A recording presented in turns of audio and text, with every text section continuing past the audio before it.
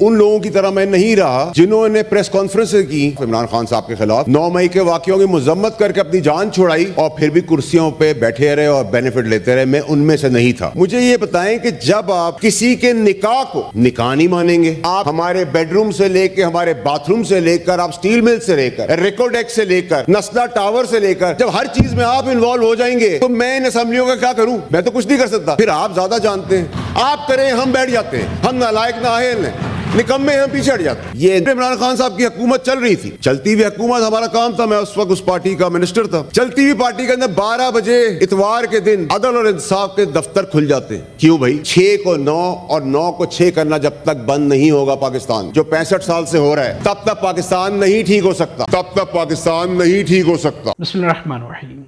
नहीं, फैसल वाडा ने सेनेट के फ्लोर में पहली स्पीच की और पहली स्पीच में इमरान खान के हक में बोल पड़े। न सिर्फ इमरान खान के हक में बोल पड़े बल्कि ताकतवरों को भी बहुत कुछ सुना दिया। हम आपको पहले ये मुकम्मल वीडियो दिखाते हैं और फिर से बात करते हैं। हमारे चैनल को सब्सक्राइब कर लें और बेल आइकन को भी प्रेस कर दें। मैं तहरीक इंसाफ का हिस्सा काफ़ी सालों तक रहा और मुझे चेयरमैन साहब ने बहुत कुछ सिखाया सियासत के अंदर। और जिस वक्त मैं, काश वो मेरी बात सुन लेते, जिस वक्त मैं निकाला गया पार्टी से सही बात कहने पे, उस वक्त पार्टी सितारों से बात कर रही थी और चेयरमैन साहब चांद से बातें कर रहे थे। लेकिन मैं निकाला गया, ठीक बात करने के ऊपर निकाला गया। और उसके बाद मैंने मॉरली, एथिकली, जो मुझसे कोई सीट वापस नहीं ले सकता था, मैंने वो सीट भी वापस की तहरीक इंसाफ को। उन लोगों की तरह मैं नहीं रहा जिन्होंने प्रेस कॉन्फ्रेंस की चेयरमैन साहब के खिलाफ, बानी चेयरमैन के खिलाफ, इमरान खान साहब के खिलाफ 9 मई के वाकयों की मजम्मत करके अपनी जान छुड़ाई और फिर भी कुर्सियों पे बैठे रहे और बेनिफिट लेते रहे। मैं उनमें से नहीं था और ना हूं आज के दिन भी। और उसी प्रिंसिपल पे खड़ा हूं कि अगर मुझे अल्लाह ताला ने मौका दिया है तो मैं इंडिपेंडेंटली वही सब करूं। शिबली फराज साहब हैं, मेरे कुलीग हैं, इसमें इधर बहुत सारे लोग मेरे साथ हैं जिनके साथ बड़े हो गए हम साथ साथ स्ट्रगल करते हुए। शिबली फराज साहब हैं, खड़े रहे अपनी जगह के ऊपर, बड़ी कदर है उनकी और वेल डिजर्व पोजीशन पे आज बैठे हुए हैं। और मुझे खुशी है उनको देखकर कि वो एटलीस्ट वो बेनिफिशियरी नहीं है जो प्रेस कॉन्फ्रेंस करके दोनों तरफ विकेट के खेल रहे हैं और शायद चारों तरफ भी आज के दिन को लोग खेल रहे हैं। Rules of the business set करने पड़ेंगे सेनेट के। चेयरमैन साहब, यहाँ बहुत तमाशा हो गया है। ये अपर हाउस है, लेजिस्लेशन का अपर हाउस है, और जब पेटी बंद भाई अपने साथ खड़े होते हैं, गाउन पहनने वाले साथ खड़े होते हैं, तो सेनेट के भी भाई, पेटी बंद भाई अब साथ ही खड़े होंगे और हम दिफा करेंगे अपने मुखालिफ का भी सियासी। और ये वो सब कुछ नहीं होने देंगे जो आज तक इस ऐवान में होता रहा। प्रोडक्शन ऑर्डर की डिमांड की है उन्होंने चेयरमैन साहब, मेरी भी गुजारिश होगी जरूर दें। सेनेट के मेंबर्स हैं, उनको बुला लें, कोई प्रॉब्लम नहीं होगी। लेकिन अब ये चीज नहीं होगी चेयरमैन साहब कि फैसले जो सेनेट या कौमी असेंबली से पास होते हैं लॉ के तहत, उस लॉ को हम बनाते हैं, हम ही इंप्लीमेंट कराएंगे, डिफाइन भी हम करेंगे और समराइज भी अब हम ही करेंगे। ये नहीं हो सकता कि कोई सादिक और अमीन के सर्टिफिकेट इस ऐवान के बाहर हमें दे, हमारी पगड़ी उछलेगी तो हम पगड़ियों के फुटबॉल बना देंगे। आइन और कानून की धज्जियां उड़ते हुए हमने देखा है। हमारा कसूर यह था कि हम वोकल थे। हमने समेत मैंने उन लोगों को भी टेक ऑन किया जिन लोगों का आज भी लोग नाम लेते हुए कांपते हैं जब वो कुर्सियों पे थे। इमरान खान साहब की हुकूमत चल रही थी, चलती हुई हुकूमत हमारा काम था। मैं उस वक्त उस पार्टी का मिनिस्टर था। चलती हुई पार्टी के अंदर 12 बजे इतवार के दिन अदल और इंसाफ के दफ्तर खुल जाते हैं। क्यों भाई? ये हमारा काम है सियासत करना। हम लेंगे, देंगे, समझाएंगे, बुझाएंगे। उसके बाद पाबंद कर दिया गया कि आप नो वोट ऑफ कॉन्फिडेंस ले।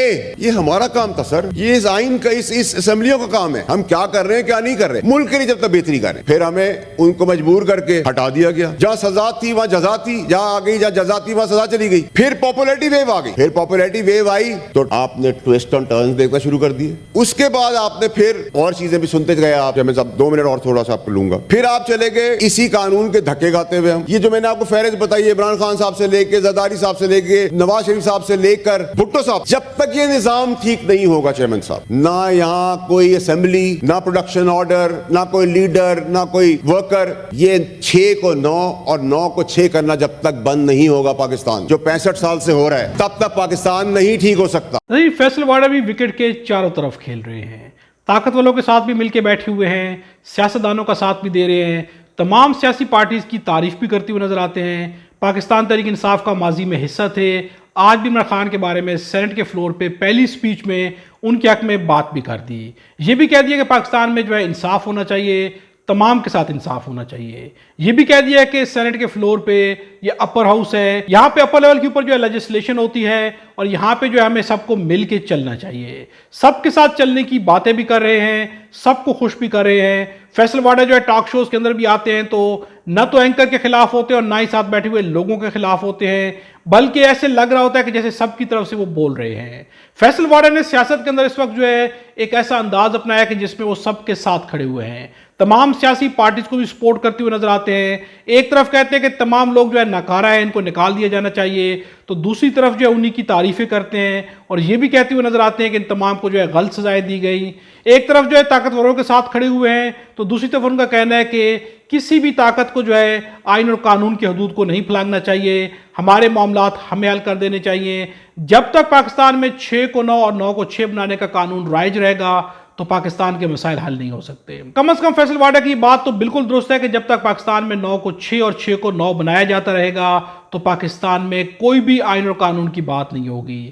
جب اپنی مرضی سے جو ہے چیزوں کو بدل دیا جائے گا تو پھر آئین اور قانون کی کہیں بھی کوئی حیثیت باقی نہیں رہے گی۔ جب پارلیمان میں آئے ہوئے لوگ، سینٹ کے اندر آئے ہوئے لوگ جو ہے عوام کے مسائل کو حل کرنے کے لیے قانون سازی نہیں کر سکیں گے، فیصلے ہی نہیں کر سکیں گے، تو پھر سینٹ کی کرسیوں پہ ان کے بیٹھنے کا بھی کوئی فائدہ نہیں ہے۔ اگر صرف انہیں بٹھا دیا جانا ہے اور لکھا لکھایا قانون پڑھا دیا جانا ہے تو پھر اتنی محنت کر کے اتنا پیسہ لگا کے الیکشن کرانے کی بھی کوئی ضرورت نہیں تھی۔ پھر ان لوگوں کو جو ہے پارلیمنٹ کے اندر، سینٹ کے اندر بھیجنے کی بھی کوئی ضرورت نہیں تھی۔ فیصلے جو ہے لکھے لکھائے سنا دیے جاتے، لوگوں کو بغیر الیکشن کے جو ہے اسمبلیز کے اندر بٹھا دیا جاتا۔